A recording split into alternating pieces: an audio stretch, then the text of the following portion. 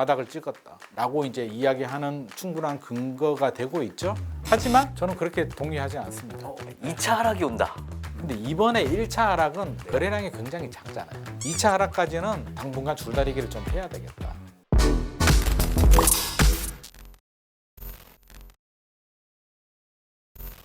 안녕하세요. 지식이 되고 돈이 되는 시간 세미정의 부동산 클래스 세미정의 정재훈입니다. 자, 오늘은 대한민국 부동산 이슈 점검 및 대응 전략을 모색해보는 시간을 갖도록 하겠는데요. 김인만 부동산 경제연구소의 김인만 소장님 모셨습니다.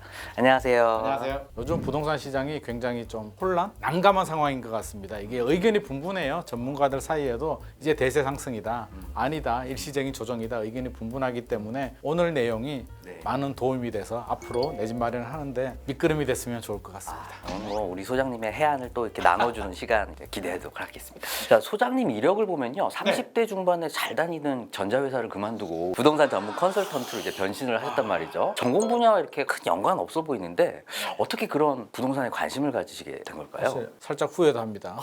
계속 다닐 걸 뭐 이런 생각도 드는데 사실 제가 연구원이었어요. 뭐 개발도 하고 직접 투자를 하다가 사실 부동산이 굉장히 재밌기도 하고요, 다이내믹하기도 하고 이제 뭐 댓글도 달고 무료 상담도 해주고 이렇게 하다 보니까 바뀌어 버렸어요. 그냥 재밌는 거 하자라고 해서 이제 이쪽으로 뛰어들게 됐습니다. 직장을 이제 그만두실 정도면 이제 부동산 투자로 돈을 좀 많이 버셨을 것 같아요. 벌었다가 꼬랐다가 합니다. 그래서 중이 제 머리 못 깎는다고. 사실 이게 업이 돼버리면 이제 그 단점이 있어요. 그것만 하잖아요. 점점 더 좋은 게 더 나오니까 이게 약간 무리한 페이스를 하는 경우들도 있습니다. 그래서 의외로 부동산 하시는 분들이 돈을 많이 못 버는 경우들이 꽤 많아요. 막 물리는 경우들이 많은 거죠. 부동산 시장에 대해서 지금 한번 먼저 진단을 좀 해주시길 좀 바랄 건데요. 올해 1분기 부동산 거래량이 증가하고 하락세가 주춤하고 있다는 기사가 좀 많이 보이고 있어요. 곧 이제 회복기에 접어들 거라는 희망적인 목소리도 좀 나오고 있거든요. 좀 어떻게 좀 보시나요? 통계 데이터만 본다면 회복기 맞죠. 회복세인데 이제 서울 아파트 거래량부터 우리가 좀 살펴보면 최근 4월 서울 아파트 거래량 서울 부동산 정보광장을 보면 3천 건이 넘었어요. 근데 작년 12월이 800 몇십 건이었고요. 10월은 그 500 몇 건이었거든요. 그때하고 비교해 보면 500건에 3천 건이면 6배 정도? 거의 5배, 6배 정도 거래량이 늘어났는데 이전 2달 전보다 가격이 떨어지게 계약을 된 걸 하락 거래라고 하고 이제 오른 가격으로 거래가 되는 게 상승 거래라고 하는데 지금은 상승 거래죠. 그러니까 가격이 올라가고 있다. 가격이 올라가면서 거래량도 늘어나고 있기 때문에 이 현상만 보면 바닥을 찍었다라고 이제 이야기하는 충분한 근거가 되고 있죠. 하지만 저는 그렇게 동의하지 않습니다. 그럼 어떻게 보고 계세요? 저는 항상 1차 하락이라는 표현을 쓰거든요. 이번에 떨어진 게 1차 하락이다. 그러면 우리는 표면적인 현상만 보는데, 자, 표면적인 현상만 보면 어떤 현상이냐? 작년에 금리가 많이 오르니까 거래량이 굉장히 줄다가 하반기에 집값이 떨어졌지. 금리가 많이 오르니까 규제를 풀고 이제 금리가 멈추니까 집값이 오르는구나 정도만 생각을 해요. 그러면 그것만 보면 어떻게 해석을 되냐면 금리만 내려가면 모든 게 다 해결되겠구나, 이제 집값 오르는 일만 남았구나 라는 논리가 적용이 되잖아요. 근데 절대 그렇지가 않다. 자, 집값이 왜 떨어졌느냐에 대한 원인 분석이 좀 필요한데요. 과거에도 우리가 금리가 높았던 적이 굉장히 많거든요. 그러면 금리가 오르면 무조건 집값이 떨어지느냐? 아니죠. 과거에 그러지 않았어요. 오히려 금리가 올랐음에도 집값이 오른 적이 더 많았어요. 2008년도였나요? 제가 분양을 받고 그때 8% 아마 실질적으로 빌리면 12% 정도. 막 8%, 7%, 8% 갔었던 것 같아요. 2008년도. 그래서 이제 담보대출을 빌리는데 그때 굉장히 좋은 조건으로 빌렸나 봐요. 이게 잔금대출을 그때 5%인가 6%대로 해가지고 제가 막 박수를 쳤어요. 와, 이렇게 좋은 금리를. 근데 지금 생각해 보면 6%가 과연 좋은 금리였을까? 지금 5%만 해도 막 아우성을 치고 난리도 아니잖아요. 근데 그때는 집값이 오르고 막 못 사서 안달이었거든요. 그러면 이번에는 금리가 올라갔을 때 어떤 이유 때문에 집값이 올랐을까를 생각을 해봐야 되잖아요. 단적으로 떨어질 때가 됐다. 많이 올랐으니까. 그렇죠. 많이 올랐으니까 떨어질 때가 됐는데 울고 싶은데 뺨 때린 거죠. 2022년이 저는 그런 상황 아니었을까. 우리가 유동성 파티를 너무 즐겨요. 사실 2018년, 19년에 금리가 올라가고 있었거든요. 올라가다 2020년 코로나 팬데믹이 생기니까 다시 또 저금리가 갔죠. 파티, 유동성 저금리 파티 너무 신났잖아요. 그때 코로나 팬데믹이 오지 않았다면 이 지경까지는 가지 않았으리라고 봅니다. 근데 올랐죠. 파티가 너무 신났지. 냉정하게 보면 이게 12시 마감 시간이 이제 다 돼 가는데 너무 오래 놀았는데 또 파티가 한 번 더 땡땡땡 한 번 더 야 한 번 더 해. 막 이런 분위기였기 때문에 2020년, 2021년 우리 영끌이라고 하죠. 네. 패닉 바잉을 했죠. 네. 사실 패닉 바잉이 이게 마지막 꼭지의 시그널 중에 하나거든요. 시그널이 왔음에도 우리가 못 느꼈죠. 그러다가 갑자기 예상하기에 다르게 종이 나중에 칠 줄 알았는데 생각보다 빨리 쳐버린 거죠. 미국이 금리를 듣도 보지도 못한 뭐 자이언트 스텝 나오고 빅 스텝 나오고 1년 만에 이렇게 올리니까 이제 패닉이 오는 거예요. 정신적으로. 와 이거 큰일 났다? 말도 안 되는 상황이 전개가 되네? 야 우리 어떻게 해야 되지? 일단 다 관망해. 집을 사려는 분들은 올 스톱. 2022년 작년 상반기까지는 서로 관망을 하는 거죠. 이게 단기간에 그치지 않고 하반기 되니까 더 심각해졌잖아요. 다행히 이제 금리가 이제 끝이 좀 보이잖아요. 올해 되니까 미국도 그렇고 한국은행도 그렇고 이제 동결 모드로 가요. 아까 한숨을 돌리죠. 우리가 두려운 게요. 터널을 지나가면 끝이 안 보여요. 그때 두렵거든요. 누구니까 주변. 언제까지 가야 될지 모르니까. 저 끝에 살짝 빛이 보여요. 그러면 하나도 두렵지 않아요. 왜? 지금은 어둡지만 새벽 지나면 해가 뜨니까 지금이 그런 상황이거든요. 집값 떨어지는 트리거가 금리였는데 금리 인상이 거의 멈췄네. 규제는 풀렸네. 중요한 거는 이제 거래량인데 지금도 이제 거래량이 늘어났다라고 하지만 2021년이 평균 거래량이 한 5천 건 정도 되거든요. 서울이. 지금 반 정도밖에 되지 않아요. 거래량이 여전히 부족한데 집값이 떨어졌을 때 집을 가지고 있는 사람들 마음은 어떤가요? 절대 금매물로 팔고 싶지 않죠. 그러면 언제 금매물로 팔까요? 뭐 돌려줘야 될 때 급할 때. 급할 때 아니면 심리적으로 굉장히 힘들고 지쳤을 때. 근데 6개월, 1년 집값이 떨어져 가지고 내가 가지고 있는 전 재산이나 다름없는 아파트를 판다? 저는 그렇게 보지 않습니다. 무조건 1년은 버팁니다. 1년이 2년으로 되고요. 2년이 3년 되면 그 마음이 지치죠. 지치잖아요. 대출 이자는 내야 되죠. 은행들이 집값 떨어진다고 안 받는 거 아니잖아요. 한 일주일 남으면 그때부터 머리가 아파요. 대출 이자 빠져나갈 때가 됐는데 이 돈을 뭐로 메우지? 내가 누구 좋자고 이렇게 투자한 거지? 팔아버릴까? 라는 마음이 굴뚝같이 들잖아요. 그러면 이제 3년 차 접어드는데 3년 차 될 때까지 본격 반등에 들어가지 않으면 이제 금매물로 던지기 시작을 합니다. 그러면 집주인들이 이제 지죠. 줄다리 게임에서 매수자들한테 딸려간다는 거예요. 그러면 집주인들이 던지는 하락 매물이 늘어나면 매수자들도 그때 되면 정부가 또 규제를 풀잖아요. 그러면 이제 하락 거래가 늘어나요. 근데 이번에 1차 하락은 거래량이 굉장히 작잖아요. 그러니까 이게 1차 하락의 징조거든요. 글로벌 금융위기 때도 거래량이 많지 않았어요. 그러니까 2차 하락까지는 당분간 줄다리기를 좀 해야 되겠다라고 저는 생각을 합니다. 현재 부동산 시장에 대해 진단을 정확하게 해주셨는데요. 제가 우려된 게 2차 하락이 온다. 굉장히 좀 두려움이 좀 있었거든요. 두려워요? 좀 두렵네요. 이 말씀 들으면 굉장히 불안해하실 분들 많을 것 같아요. 네. 저는 그렇게 생각하지 않습니다. 이게 정상적인 흐름이라고 보죠. 7년 올랐는데 잠깐 떨어지고 다시 대세 상승된다? 너무 도둑놈 신부 아닌가요? 그렇죠. 그러니까 네. 저는 신기한 게 2009년도하고 지금하고 너무 비슷한 것 같아요. 2009년도로 지금 보시는 거군요. 지금 상황. 우리 물론 뭐 10년 주기설, 15년 주기설이 딱딱 맞지는 않아요. 딱딱 맞지는 않는데 사람 마음이 똑같거든요. 집주인 마음 똑같고요. 집주인은 절대 사게 안 팔고 싶고요. 사려는 매수자들은 절대 비싸게 안 사고 싶은 게 마음이기 때문에 정책이나 부동산 시장 또 금리 여러 가지 이유에 따라서 줄다리기를 하거든요. 그게 과거나 지금이나 저는 달라지지 않았다고 봐요. 2009년도로 돌아가 보면 2009년도에 무슨 일이 있었나요? 글로벌 금융위기 그렇죠. 쇼크가 있었죠. 네. 그 금융권에 있으니까 탁 나오네요. 글로벌 금융위기 우리가 예상했나요? 예상 못했죠. 그런 그거 것들. 어떻게 예상해요? 금융위기가 온다고? 그렇게 튼튼한 미국이? 깜짝 놀라죠. 쭉 떨어지죠. 폭락했죠. 그냥 떨어졌죠. 그때도 여의도 대지동에서 마이너스 40%거래 많았었어요. 글로벌 금융위기 빵 터졌을 때 종합 주가가 1000 이하로 제가 떨어진 것 같거든요. 그래서 깜짝 놀라가지고 집값도 떨어졌고요. 작년에 집값 떨어진 것도 갑자기 쭉 떨어졌잖아요. 충격. 이번에는 뭐 미국이 기준금리를 가파르게 오르니까 충격을 카운터 펀치 한 대 맞았죠. 2009년도는 또 미국이 글로벌 금융위기 오니까 또 한 대 맞았죠. 맞았는데 생각해 보니까 아니 글로벌 금융위기 우리는 상관이 별로 없는데 한 6개월 만에 회복을 합니다. 쭉 올라가요. 회복한 다음에 거기서 끝이냐? 대세 상승도 아니고요. 대세 하락도 아니고요. 2009년 하반기부터 2011년도까지 올랐다 내렸다 올랐다 내렸다가 반복이 되죠. 그러다가 2012년 13년에 한 번 더 떨어지죠. 그리고 이제 다시 대세 상승으로 가죠. 맞죠. 네. 그러면 저는 이번에도 그렇게 될 가능성이 굉장히 높겠다. 그게 가장 정상적인 흐름이다. 소장님이 말씀해주신 대로 앞으로 2차 하락이 좀 올 수 있으니까 너무 성급하지 말라라는 이런 말씀을 좀 전해드렸고요. 네. 우리 또 무주택자분들 입장에선 실은 정말 바닥을 좀 정확하게 잡아서 주택을 좀 매수하고 싶은 이런 분들 좀 많거든요. 네네. 이 바닥을 좀 확인하는 그 시그널 혹시 좀 소개해 주실 수 있으실까요? 우리가 이제 흐름을 잘 봐야 되는데 뭐 제가 보통은 3년 이야기하는데요. 뭐 제가 미래를 갔다 올 수는 없잖아요. 저는 과거는 미래를 보는 거울이라고 보거든요. 우리가 미래는 신의 영역인데 과거를 보면 신기하게도 반복이 돼요. 물론 근데 그게 1년 차이 뭐 2년 차이가 날 수는 있는데 항상 반복이 되는데 지금을 보면 제가 1차 하락이라고 했잖아요. 절대 초조해하지 마라.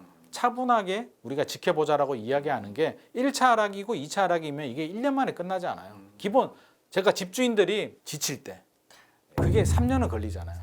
과거 사례를 보더라도 항상 3년이 가더라고요. 이게 3년이 고비거든요. 그러면 3년 차에 2차 하락이 왔을 때 우리가 마음을 먹어야 되는 게 3년 동안 이제 마음고생을 하잖아요. 질려버리거든요. 사실은 그때가 2차 하락 다음에는 뭐가 있어요? 이제 올라갈 일만 남은 건데 그때 또 팔지 말라고 하는 판단 말이에요. 버텨야 되는데 그게 3년이 될지 2년이 될지는 모르겠지만 우리가 바닥의 시그널을 볼 때는요.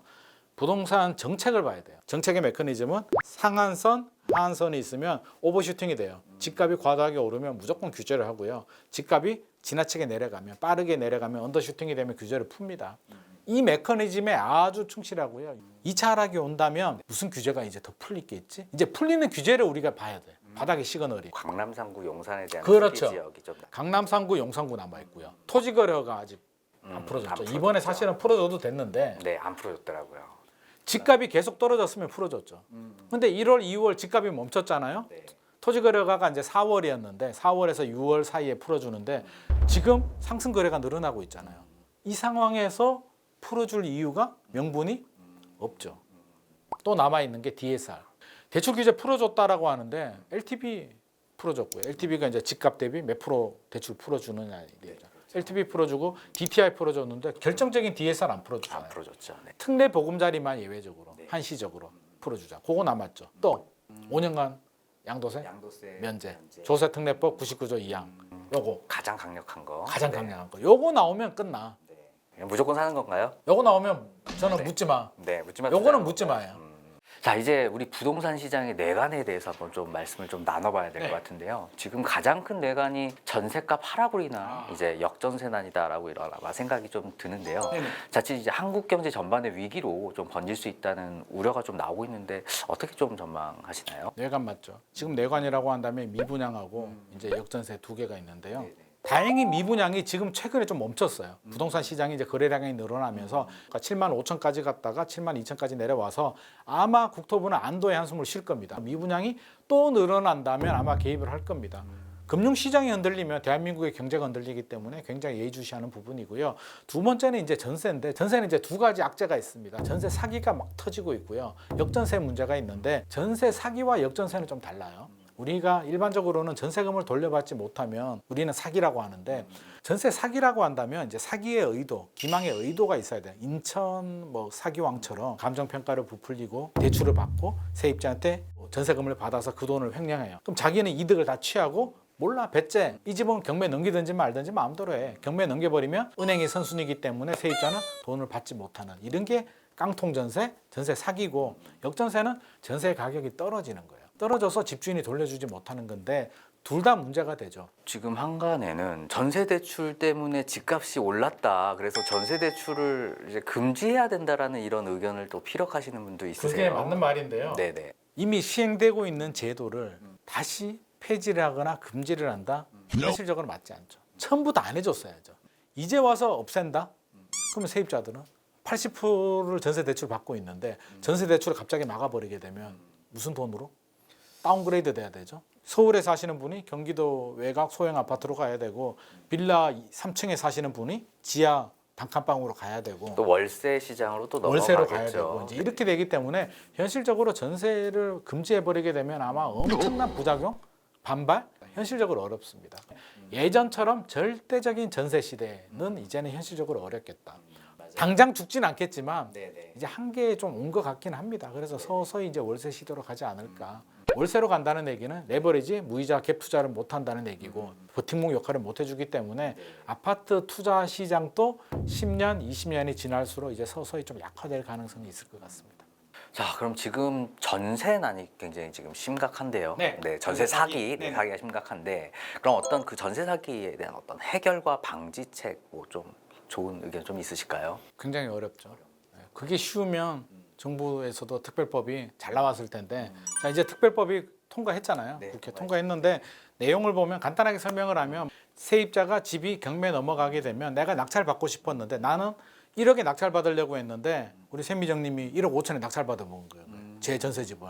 그럼 나 억울하잖아요. 네. 그러면 우선 매수권이 있으면 1억 5천에 저한테 오는 거예요. 1억 5천에 네가 할래? 나 할게요라고 하면 1억 5천에 우선 매수해서 내가 전세 살던 집, 내가 집주인이 될 수 있는 권리를 준다는 게 핵심 요지고요. 그게 싫으면 이제 LH 같은 공공이 매입을 해서 나한테 이제 임대로 준다는 건데 가장 중요한 거는 이제 예방이죠. 더 이상 생기면 안 된다는 거죠. 예방 대책을 좀 우리가 신경을 많이 써줘야 되는데 전세 제도가 좀 구조적인 문제가 있잖아요. 이게 신용이거든요. 집주인 믿고 계약서 한 장 쓰고 이제 돈을 빌려주는 구조기 때문에 계약자들이 주의해야 될 거는요. 내 전세 집은요. 집을 사는 거하고 달라요. 그러니까 내 집을 살 때는 학군도 봐야 되고 역세권도 봐야 되고 그렇죠. 뭐 브랜드도 봐야 되고 세대수도 봐야 되고 전세집은 다 필요 없고요.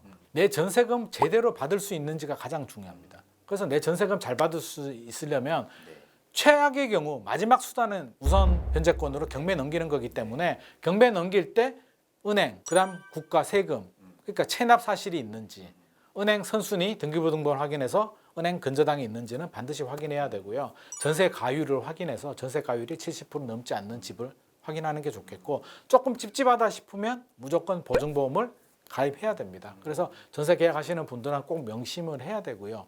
저는 시스템적으로 좀 개선이 돼야 되겠다. 그래서 개인한테 2030들 계약 당사자들한테 맡기지 말고 내부 쇼핑하면 돈이 우리가 네이버한테 입금하잖아요. 쇼핑몰 업자한테 입금하지 않는단 말이에요. 그러면 구매 확정 누르면 네이버가 가장 그러니까 전세도 저는 그렇게 가야 된다고 봐요. 계약금을 어떤 허거나 아니면 다른 기관에 예치를 하고 계약서 쓰고 주면 그런 기관에서 안정성을 다 확인해야죠. 집주인의 세금 체납 사실이 있는지, 주택 수는 몇 개를 가지고 있는지, 대출을 얼마나 받고 있는지, 뭐 과거에 돌려주지 않은 미반환 이력이 있는지 모든 걸 확인한 다음에 문제가 없으면 집주인한테 입금을 해주고 문제가 있다면 야 이 계약 안 돼, 보증보험 발급 안 해줘, 계약금을 그냥 계약자한테 주고 너 집에 가 다른 거 계약해. 라고 하는 게 맞지 않을까. 아주 좋은 의견이십니다. 한 조사에 따르면 이제 부동산 경기가 좋지 않음에도 10명 중에 4명은 올해 유망 상품으로 부동산을 꼽았다고 해요. 현장 분위기는 지금 실제 어떨까요? 여전히 부동산이 매력적인 투자다 보고 있나요? 매력적이긴 하죠. 대한민국에서 부동산 빼고 이제 재테크라고 하잖아요. 돈 벌 수 있는 방법이 주식, 부동산, 코인. 근데 코인은 뭐 저는 잘 모르겠습니다. 현실적으로 쉽지 않더라고요. 결국에는 주식하고 부동산이 대안이 될 수밖에 없고 저는 두 가지를 다 해야 된다고 봅니다. 이게 뭐 사실 부동산만 해서 될 문제도 아니고요. 대한민국 국민들의 자산의 70% 이상이 부동산이기 때문에 사실 좀 줄일 필요는 있고요. 뭐 주식이든 금융 쪽을 저는 좀 늘려야 된다고 봅니다. 그게 바람직한 현상이긴 한데 항상 이야기 끝이요. 결국에는 부동산 이야기로 끝나거든요. 아, 그래서 집값 어떻게 돼? 아, 나 어떻게 해야 돼? 결국에는 부동산으로 이게 답이 오기 때문에 이게 부동산을 빼고는 할 수가 없고요. 작년 말에 이제 거래가 안 됐잖아요. 그 얘기가 뭐냐면 부동산에 대한 관심이 없어진 게 아니고 금리가 가파르게 오르고 집값이 떨어지니까 관망을 하는 거지 관심이 없어진 게 아닙니다. 관심하고 관망은 달라요. 관심이 있으니까 관망을 하는 거죠. 관심이 없으면 관망조차도 안 합니다. 타이밍을 더 잰 거군요. 타이밍을 재고 있죠. 집값은요 오르지 않으면 사실 손해잖아요. 부동산은 취득세 내고 재산세 내고 집값 비싸면 종부세 내고 팔 때 양도세도 내야 되고 대출이자도 내야 되는데 조금 올라도 손해거든요. 작년 같은 경우 집값이 떨어질 것 같아. 그때 집 사면 저는 진짜 이게 엄청난 용기 아니면 엄청난 급매물 아니면 사실은 말이 안 되는 얘기거든요. 그래서 관심은 있는데 타이밍을 보고 있는 거지 절대 집에 대한 관심은 없어지지 않는다. 집값이 떨어질 때도 그렇고요. 설사 내가 지금 투자를 또 다 했고 살 계획이 없더라도 저는 항상 관심을 가져야 된다고 봅니다. 항상 시장 흐름은 예의주시를 하면서 좀 돌아가는 거는 좀 모니터링을 해야 될 필요는 있다고 보여집니다. 소장님이 그 아파트 투자하실 때 가장 중요하게 생각하시는 원칙, 방법 뭐 그런 거 좀 있으실까요? 그 구분을 좀 해야 됩니다. 꼬마 빌딩 상가하고 아파트는 좀 구분을 해야 되고요. 꼬마 빌딩 상가는 굉장히 논리적이고 과학적인 시장이에요. 투자 수익률 또는 땅값, 건물값 딱 따져서 계산을 해야 되고요. 논리적이에요. 그래서 부동산 시장 흐름하고 크게 상관이 없어요.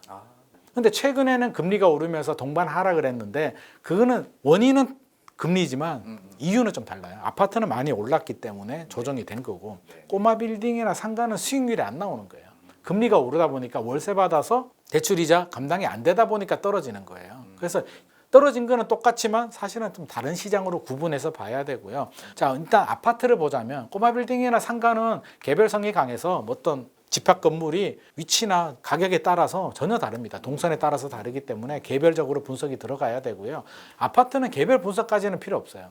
흐름이 중요한데 저는 네 가지 가치로 항상 구분을 하거든요. 시장 가치, 현재 가치, 미래 가치, 내재 가치로 보는데 시장 가치가 뭐냐면 부동산 시장 흐름에 따라서 이렇게 얼마나 탄력적으로 움직이느냐를 잘 봐야 돼요. 자, 오를 때 다 오르죠. 중심지역부터 오르고 외곽 지역부터 오른다라고 하는데 5년 딱 잘라서 뭐 2017년에서 2021년까지 상승을 본다면 지역에 따라 차이는 있겠지만 한 2배 정도, 1.5배에서 2배 정도 올랐어요. 통상적으로. 그러면 더 올랐는 지역들도 있고요. 덜 오르는 지역들도 있는데 그걸 좀 유심히 봐야 돼요. 가장 많이 올랐는 2017년에서 2021년까지 남들 다 올랐는데 이 아파트만 안 올라. 이게 뭔가 좀 문제가 있어요. 얘는 시장 탄력성이 굉장히 낮아. 그리고 과다하게 오른 아파트들도 있어요. 2.5배, 막 3배까지 오른 아파트들도 있는데 그거는 개별적으로 원인 분석이 들어가야 돼요. 그 지역의 뭐 랜드마크 아파트, 예를 들어서 엘스 리센츠 잠실 같으면 그런 아파트보다 뭐 잠실의 모 아파트가 너무 많이 올랐다라고 한다면 뭔가 좀 분석이 들어가야죠.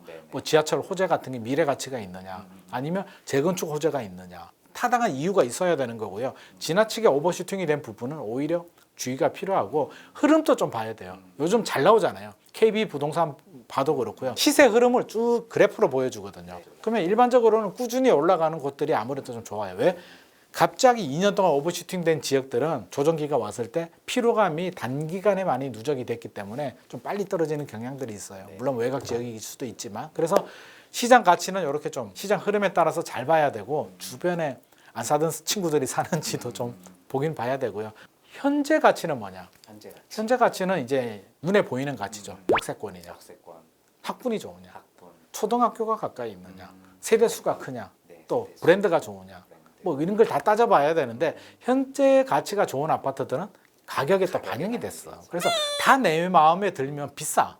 그게 문제예요. 그래서 뭐 한 10개 정도의 요건이 있다면 1, 2, 3번을 정한 다음에 거기에 만족하는 아파트의 돈에 맞춰서 들어가야지 다 만족할 수는 없다. 사람들이 욕심 때문에 다 만족하는 거를 찾다가 못 찾아서 타이밍을 놓치는 경우들이 있거든요.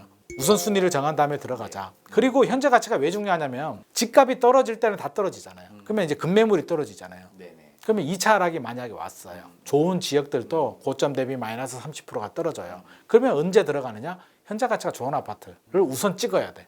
같이 떨어지더라도 역세권에 학군에 좋은 아파트들이 고점 대비 30% 떨어졌다면 이왕이면 현재 가치가 좋은 아파트 위주로 들어간다. 왜? 오를 때는 먼저 오르고 내릴 때는 탄탄하게 잘 버틴다. 현재 가치가 좋다는 얘기는 전세가율이 높고 전세 수요가 풍부하다는 얘기이기 때문에 집값이 떨어졌을 때는 현재 가치가 높은 아파트 위주로 들어가는 게 맞습니다. 자, 미래 가치는 개발 호재예요. 같은 값이면 우리는 기대감이 있을 때 높은 가치를 지불할 용의가 있거든요. 지하철, 뭐 재건축 재개발, 뭐 개발이 돼서 나중에 지금은 다 허물어져가는 뭐 그런 물건인데 나중에 새 아파트가 돼. 실제로 그런 경우들 제가 많이 봤거든요. 개발 호재들, 특히 지하철 호재 같은 경우는 우리나라 사람들 약간 성격이 급해가지고 일단 소문 날 때 먼저 오르고. 그냥 발표될 때 오르고 착공될 때 가장 많이 올라요. 그러니까 착공될 때 오르는 거는 맞아요. 근데 소문 날 때 잘못 들어가면 상당히 오랜 시간, 10년 이상 착공도 못 들어가는 경우들이 허다하기 때문에 소문 날 때 들어가는 거는 저는 좀 반대하는 입장이고요. 발표될 때 그나마 들어가고 착공될 때 가장 많이 오른다는 말씀 드리고, 마지막으로 내재 가치. 내재 가치는 땅이에요. 땅의 가치가 좋아야 되는데 기본적으로 대지 지분.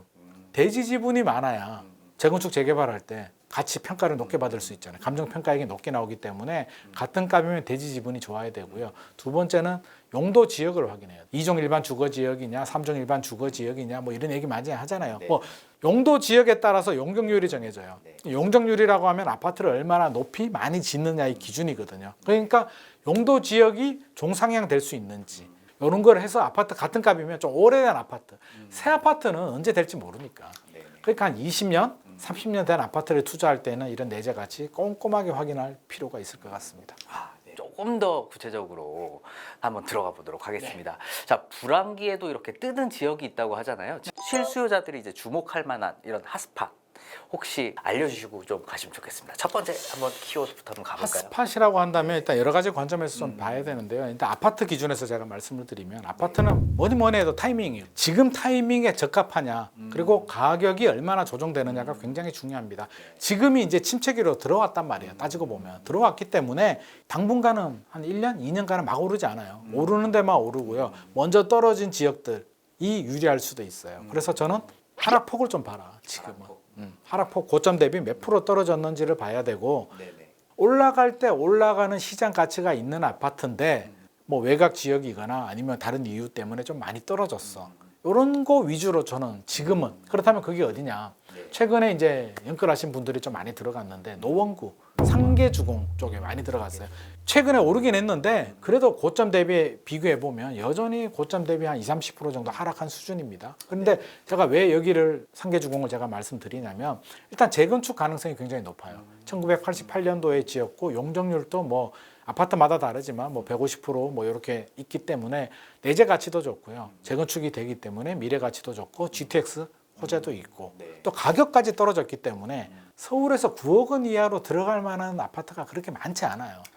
많지 않은데 중계동, 상계동이 그나마 좀 가능성이 있고 상계주공 같은 경우는 재건축 기대감도 있기 때문에 저는 굉장히 좋게 봅니다. 그래서 앞으로도 좋게 보는데 다행히 가격이 좀 떨어졌기 때문에 1억 정도 손해 볼 수는 있어요. 리스크 없는 투자는 없으니까. 그 정도는 감내하면 오르면 과거에 10억 갔으면은요 5년 후 또는 10년 후가 되면 10억 이상 가요. 화폐 가치가 반영이 되고 어느 정도 적응을 하고 나면 장기적으로 우상향하기 때문에 저는 이런 지역들은 걱정할 필요가 전혀 없겠다. 그리고 또 새 아파트 원한다면 또 젊은 신혼부부들 같은 경우는 송도 저도 굉장히 좋게 보고 있고요. 송도는 뻥뻥 뚫려 있으니까 야 이런 신도시가 앞으로 나올 수가 있을까 이 가격에. 단점은 교통인데 인천 교통망은 괜찮아요. 서울 접근성이 조금 불편한데 GTX-B가 언제 될지는 모르겠지만 지금 계획하고 있으니까 지금 또 고점 대비 마이너스 3, 40% 정도 떨어진 금매물들 찾을 수 있기 때문에 장기적으로 본다면 송도 저는 굉장히 좀 좋게 보고 있고 동탄 이신도시도 가격 하락폭이 크기 때문에 가급적이면 수도권 지역들은 신도시 위주로 좀 보시는 게 좋을 것 같습니다. 서울에서 자금력이 좀 된다. 근데 새 아파트가 아니어도 돼. 그리고 애가 공부를 좀 잘해. 그러면 학군이 중요하잖아요. 대치동 들어가기는 좀 부담스러울 수도 있죠. 가격도 많이 안 떨어졌어. 근데 강남보다는 오히려 목동이 좀 상대적으로 많이 떨어졌어요. 그래서 저는 목동도 굉장히 좋게 보는 게 재건축 지금 진행하고 있죠. 안전진단 굉장히 많이 통과했고 내재 가치가 굉장히 좋습니다. 용적률이 낮다는 얘기죠. 그 얘기는 용적률이 낮다는 얘기는 수익성이 굉장히 좋다는 얘기고 물 들어왔을 때 넣어줘야죠. 지금 서울시에서 신소통합기획 막 해주고 있잖아요. 그러니까 상계동이나 목동이나 이때 속도를 내야 돼. 그러면 가만히 내버려두면 15년, 20년 걸릴 수도 있는데 물 들어왔을 때 넣어주면 10년, 15년에 될 수도 있고 5년 이상 단축할 수도 있기 때문에 저는 목동도 굉장히 눈여겨봐야겠다. 또 시장 흐름 타이밍에 따라서 2차 하락이 온다면 뭐 강남 3구, 마용성, 강동구, 동작구까지 뭐 이거는 뭐냐 무조건입니다. 자, 그럼 다음 키워드는 좀 뭘까요? 다음 키워드는 저는 3기 신도시 좀 하십니다. 저는 마지막 신도시라고 생각합니다. 대한민국의 우리나라의 이제 마지막 신도시. 마지막 신도시다. 더 이상의 신도시는 나올 수가 없다. 왜 그러냐면 인구 구조상 사실 3기 신도시도 저는 안 했어도 된다라고 생각을 하는데 원래는 안 하려고 했었었죠. 안 하려고 하는데 이미 했잖아요. 했죠. 3기 신도시 저는 개인적으로 좀 반대하는 입장이었고요. 3기 신도시보다는 저는 구도심, 도심 개발을 해서 이제는 더 이상 그린벨트 훼손하지 말고 미래 세대를 위해서 남겨두고 이렇게 했으면 좋겠는데 이미 질러버렸어요. 그래서 이제는 뭐 돌이킬 수 없고요. 시작을 합니다. 3기 신도시는 5개가 있죠. 크게 보면. 물론 다른 중소 택지지구들도 있지만 하남 교산, 남양주 왕숙, 고양 창릉, 부천 대장, 인천 계양 이렇게 5개가 있는데 물론 광명에도 이제 늦게 발표를 했는데 상대적으로 좀 늦기 때문에 그거는 조금 뒤로 미뤄둬야 될 것 같고요. 일단 5개 위주로만 본다면 다 좋긴 해요. 아파트 투자는 많은 사람들이 인정을 해주는 게 그게 가치 상승. 나 혼자 좋다 그래서 그게 좋아지는 건 아니잖아요. 그러니까 3기 신도시도 설문조사를 했는데 하남 교산이 1등 나왔고요. 그다음 그 고양 창릉하고 뭐 부천 대장하고 인천 계양이 있는데 다 좋아요. 신도시는 다 좋은데 제가 왜 신도시를 이렇게 추천을 드리냐면 희소같이 앞으로 이거보다 더 좋은 신도시가 나올 수는 없다. 뭐 저도 마찬가지고요. 우리 2030들도 그렇고 편하고 좋은 게 좋잖아요. 이미 물질의 풍요에 익숙해져 가지고 불편한 걸 못 견뎌요. 신도시 가면 새 아파트죠. 초등학교 뭐 대부분 그냥 다 걸어서 다녀요. 초, 중, 고 다 있죠. 학교. 편의시설. 굉장히 편하잖아요. 뭐 조금만 나가면 뭐 기본적인 거 다 갖춰져 있죠. 공원. 3기 신도시는 기본적으로 GTX하고 다 연결을 하기 때문에 교통까지 좋고 모든 게 다 갖춰진 신도시가 앞으로 또 나올 수 있을까? 앞으로 없다. 신도시는 1기, 2기까지 나왔잖아요. 신도시 개발하는데 한 8년에서 10년 걸리거든요. 부동산 시장 분위기가 8년, 10년을 계속 기다려주지 않잖아요. 가장 뜨거울 때 발표가 되고 시간이 지나서 이제 식었을 때 분양을 하거나 입주한단 말이에요. 그러면 그때 어떤 현상이 발생하느냐? 저가 매입할 수 있는 기회가 생기죠. 뭐 심지어는 마이너스 프리미엄까지도 나옵니다. 위례 신도시도 마이너스 프리미엄 나왔습니다. 미분양 나왔습니다. 동탄 2신도시 단적으로 물량이 많았잖아요. 동탄 2신도시 난리가 났습니다. 2013년 막 이럴 때 분양권 투자가 좋은 게 계약금 10%만 있으면 돼요. 그러니까 집값이 떨어질 때는 규제가 다 풀려. 전매 제한도 풀려. 중도금 대출도 잘 나와. 판이 열린 거죠. 그러니까 한 2억 들고 오면 한 3개, 4개씩 찍는 거예요. 그때는 투기도 아니야. 나라에서 사라고 하니까. 제발 좀 사주세요라고 하는데 그게 투기예요. 그러니까 우리도 3기 신도시를 좀 냉정하게 보자. 사전 청약 물량 계속 나오잖아요. 2030들 사전 청약 계속 하십시오. 떨어지더라도 좋습니다. 뭐 돈 들어가는 거 아니잖아요. 특별 공급이 있고 일반 공급이 있으면 특별 공급 하세요. 뭐 신혼부부가 아니면 생애 최초로 하시고 일반 공급도 넣으시고 가점 점수 안 된다? 이거는 이제 공공 분양이기 때문에 이제 납입 금액이 중요한데 떨어지더라도 다음에 도전하시고 특공하고 일반 공급하고 둘 다 도전할 수 있습니다. 무조건 넣으세요. 대신 아무거나 하시지 마시고 이제는 옥석을 가려야 된다. 이제 묻지마 투자하면 안 되잖아요. 먼저 당첨되고 나중에 고민하는 게 아니라 선곰후당. 먼저 고민하고 나중에 당첨돼야 되기 때문에 3기 신도시는 고민해서 될 만한 지역이에요. 사전 청약 나오는 거 무조건 하십시오. 지역에 따라서 하남에 사시는 분들은 하남, 인천에 사시는 분들은 하남에 욕심내지 마시고요. 인천 개항하세요. 거주자 우선으로 하면 유리합니다. 그래서 하시고 집이 있거나 안 되거나 그러시는 분들 있잖아요. 저는 우리 애한테도 얘기를 하는데 3기 신도시 혹시라도 마이너스가 나오거나 미분양이 나오거나 나중에 입주할 때 또 분양권 그런 거 나오면 그때 우리 도전해보자. 우리 애들 내 집 마련은 저는 3기 신도시로 하려고 마음을 먹고 있습니다. 절대 초조해하지 마시고 시간은 우리 편입니다. 아니 오히려 지금이 얼마나 좋은 때인가요? 계획 짜고 전략적으로 해가지고 앞으로 올 기회를 잡을 생각을 해야지 1년 안에 무조건 올라야 돼. 안 돼. 나 1년 안에 답을 내야 돼. 왜 1년 안에 답을 내야 되네. 특히 2030들은 앞으로 남은 생애 얼마나 많아. 투자 10년에 2번씩만 투자해도 앞으로 10번을 투자할 수 있거든요. 그러니까 좀 길게 보시고 좋은 기회 반드시 잡으면 좋을 것 같습니다. 네, 좋은 말씀 또 많이 들었는데요. 자, 그래도 혹시 또 다음 키워드도 또 있을까요? 저는 마지막 키워드로 GTX 한번. GTX. 지하철 호재가 최대 미래 가치예요. 미래 가치 굉장히 중요하죠. 우리가 투자 결정을 할 때는 지금 가격은 알겠어. 근데 뭔가 더 좋아질 것 같은 기대감. 그러니까 부동산 시장이 좋아질 때는 오를 것 같은 기대감. 그게 아니면 어떤 개발 호재 때문에 더 좋아질 것 같은 기대감. 재건축 재개발이 될 수도 있고요. 지하철이 가장 좋은데 지하철이 없던 지역 중에 지하철이 생기면 단점이 극복되잖아요. 오히려 자, GTX는 A, B, C가 있거든요. D, E, F는 신설 노선인데 뭐 나중에 이제 나오는 거 보고 해야 되고 A 노선은 동탄 신도시에서 용인, 성남 지나서 수서, 삼성동 지나서 일산, 파주 운전까지 가는 거고요. GTX B는 인천, 송도에서 남양주까지 가는 거. GTX C는 수원에서 의정부, 덕천까지 가는 노선인데 쭉쭉쭉쭉 잘 연결이 되어 있는데 삼성동 이런 지역들은 저는 GTX 효과가 물론 없지는 않아요. 좋기는 한데 그거하고 똑같은 거죠. 부잣집에 먹을 게 넘쳐. 갈비도 있고 회도 있고 막 뷔페야. 뷔페인데 메뉴 하나 더 추가돼. 그런 느낌? 좋긴 좋은데 지금도 배 터져. 자, 외곽 지역들 아쉬워. 교통난이 간절하게 아쉽잖아요. 일산에서 강남 한번 나와 보세요. 광역버스 타도 지하철 3호선 타도 차 가지고 오면 더 막혀. 1시간 기본이거든요. GTX 생기면 20분. 단점이 한 번에 해결되는 거죠. 이런 지역들이 효과가 극대화돼요. 그러니까 이렇게 불편한 지역들, 송도, 뭐 파주 운정도 마찬가지고요. 이런 지역들은 GTX 효과가 저는 굉장히 좋다. 그래서 이 GTX 라인들 집값이 조정이 되고 지금같이 차분할 때 또는 2차 하락이 올 때는 오히려 이런 호재가 있는 지역들, 미래 가치가 있는 지역들은 좀 관심 있게 또는 급매물 위주로 노려보시는 게 향후에 집값이 상승기가 됐을 때 날개를 달 수도 있습니다. 네, GTX를 좀 주의 있게 바라라는 말씀 잘 들었습니다. 자, 이제 지금까지 김인관 소장님과 함께 부동산 시장 중간 점검 및 전망 그리고 대응 전략까지 한번 짚어봤는데요. 자, 긴 시간 함께 해주셔서 감사합니다. 자, 오늘 영상이 좋으셨다면 구독, 좋아요, 알림 설정 부탁드립니다. 돈이 되고 지식이 되는 세미정의 부동산 클래스는 다음 영상으로 찾아오겠습니다. 감사합니다.